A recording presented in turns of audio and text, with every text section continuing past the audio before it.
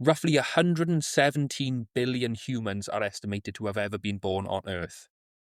And among all of that human history, there has still only ever been one you. Welcome to the Strong Dad Show with your host, Adam Lloyd. Together, we are stronger. Guys, welcome back to the Strong Dad Show. Now, there's a sentence that I've not been able to shake recently, and it is this.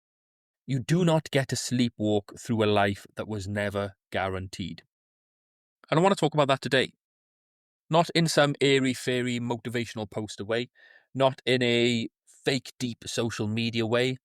I want to talk about it in a real way, in a useful way, in a way that actually lands in your body and changes how you move through your day.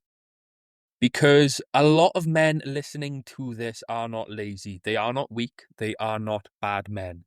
They are tired. They are flat. They are mentally fried. They are carrying a lot. They're carrying the load.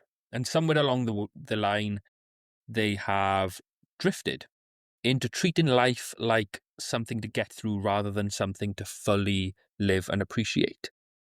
So today I want to bring you back to something bigger. And then I want you to bring that bigger all the way back down into how you train, how you breathe, how you walk through the front door, and how you show up for the people who love you. Now, why this idea hit me. I came across one of those viral posts on social media talking about the odds of your existence. It starts with conception, then it talks about your ancestry, then the earth, then the solar system, then the universe. And by the end of it, the message is basically the odds of you being here are unbelievably small, yet here you are. Now, scientifically, some of those posts get a bit loose. They say things with far too much certainty. They turn wonder into fake precision, and I'm not interested in doing that. But I also think it is a mistake to throw the whole idea away just because some of the science gets stretched. Because underneath all of that, there is a truth that hits hard if you let it. You are here. You did not control the timing. You did not create the conditions. You did not engineer your own arrival. And still, here you are, with breath in your lungs, people to love, work to do, a body to look after, and another day in front of you. What a blessing that is. And if you want some scale, even at a very rough estimate level, it is sobering. On the biological side alone, a normal ejaculation can involve somewhere from tens of millions to hundreds of millions of sperm. So even if we keep it simple and careful, on day one, the rough chance of the exact sperm, the exact you, meeting the egg is somewhere in the tens or hundreds of millions to one. Then take it a step further. In basic genetics, each parent can produce around 8.4 million chromosome combinations through independent assortment. Put those two together and, again, at a classroom estimate level, the rough chromosome level chance of the exact same child from the same two parents is around 70 trillion to one. And that is before you even get into recombination and the messier realities of life. And then if we zoom out again, roughly 117 billion humans are estimated to have ever been born on Earth. And among all of that human history, there has still only ever been one you. Now, again, I'm not saying those numbers are exact. I'm saying that they are enough to make the point. Your life is not casual. And I think many men need to sit with that thought. Not because it makes you special in an arrogant sense, but because it should wake you up to the fact that your days are not casual things. The real issue? Men are numb. And as I always say, they're not lazy. I think one of the biggest misunderstandings in men's mental health is that we assume the issue is always motivation. So the advice becomes more discipline, more pressure, more goals, more optimization, more hacks, more systems. And look, discipline matters. I'll never say it doesn't. Standards matter. Structure matters. But a lot of men do not need another kick up the backside. They need perspective. Because when a man has lost perspective, he starts living in this constant low-grade fog. He wakes up and goes straight into output mode. He works all day. He comes home depleted and tired. He eats whatever is easiest. He tells himself he will train tomorrow. He picks up his phone because he says he is tired, but really he's just disconnected. And then the dad guilt kicks in.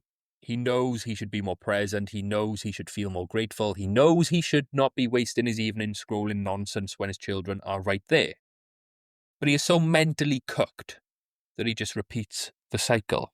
This is why I keep saying that many men are not lazy, they are numb. And numb men do not need more shame. They need something that cuts through the fog. And perspective does that.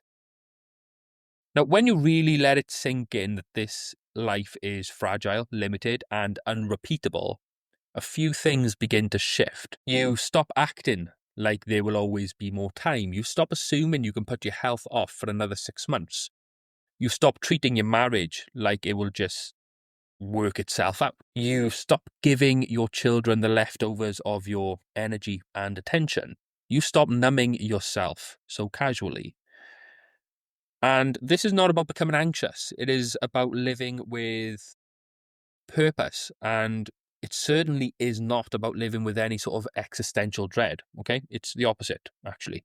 It's about becoming more present. It's about becoming more grateful, more honest. You start noticing that you have been acting as though your life is a rehearsal, as though one day the real version starts. One day you will get fit, one day you will calm down, one day you will be properly present, one day you will become the man you know you can be. But you need to understand that your life is not waiting in the wings. This is it. This Friday matters. This school run matters. This conversation with your wife matters. This hour tonight matters. That is the power of perspective. It drags you out of abstraction and back into the only place your life is ever actually lived, which is today, this present moment. Fatherhood has a way of exposing the gap between the man you want to be and the man you are currently being. You can love your kids deeply and still be half absent. You can be a good man and still be emotionally unavailable. You can be providing financially and still feel like you are failing at what matters most. That is the pain so many men are sitting in, not because they do not care, but because they care massively. That's where the guilt comes from. Because they are carrying work stress, financial pressure, body image frustration, low energy, poor sleep, unprocessed emotion, and a constant sense that they are behind. And here is where I want to be really clear, okay? If that is you, the man who is currently acting that way, I am not judging you. I understand that man. I have been that man. I can still sometimes find myself being that man, and then I quickly get him in check. I'm not judging you, but I also know this, and I also want to be strong when I say this. You cannot keep abandoning your own life and expect to feel good. You cannot keep living in a body that feels weak, a mind that feels noisy, and a home where your attention is somewhere else. Then wonder why you feel flat. A lot of men think mental health starts with thoughts alone. Sometimes it does. But often it starts with how disconnected you have become from your own body, your own values, your own breath, your own people, and your own standards. You do not always need a dramatic breakthrough. Sometimes you need to come back to the basics with sincerity. So let me make this useful. If this episode is stirring something in you, here is where I would start. First, train your body. Not because aesthetics are everything, not because you need to look like an athlete, but because physical capability changes how a man feels, thinks, and shows up. When your body is stronger, your energy improves, your confidence improves. Your stress tolerance improves. Your sense of self-respect improves. Strength is not vanity. It is one of the foundations of stability as a man. Second thing I would do is clean up your evenings. Most men lose themselves at night. That is where the wheels come off. They get home and go straight into passive mode. So put a line in the sand. Use the threshold method, which I preach. So pause before you walk in. Breathe for 60 seconds. Remind yourself that work is over and your real role now as a husband, as a father, is about to begin in the house. And that tiny reset matters more than most people realize. Third, quarantine the phone. If your children are competing with a device for your attention every night, something is broken. Put the phone in another room for the first hour that you are home. I know that sounds simple, but simple does not mean easy. It is one of the clearest ways to prove to yourself that your life is more important than your distractions. And then fourth, build one small daily win.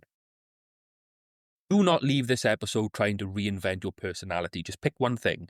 One proper meal, one walk, one lift, one early night, one good sleep, one deep connecting conversation with your spouse, one page of a book, one moment on the floor with your kids without the phone in your hand. Momentum begins when a man stops negotiating with every decent choice.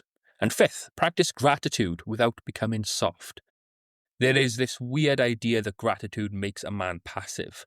And I think the opposite is true. Real gratitude makes a man sharp. It reminds him what is already in front of him and what he has responsibility to protect. So here's my challenge for you. Tonight, before you go to bed, sit for 2 minutes and ask yourself one question. If I truly believed this life was precious, limited and unrepeatable, if I truly believed and understood my odds of existence being in the trillions to one, what would I stop tolerating? Would it be the state of your body? Would it be your phone habits? Would it be the way you speak to yourself? Would it be how absent you have become at home? Would it be the fact that you keep saying later to things that matter most? Now, don't answer this question intellectually. Answer it honestly. And then do one thing about it tomorrow. And brother, just remember your life was never guaranteed. Tomorrow is never guaranteed, but it is here. So be here, be present, be grateful. And I will see you in the next one.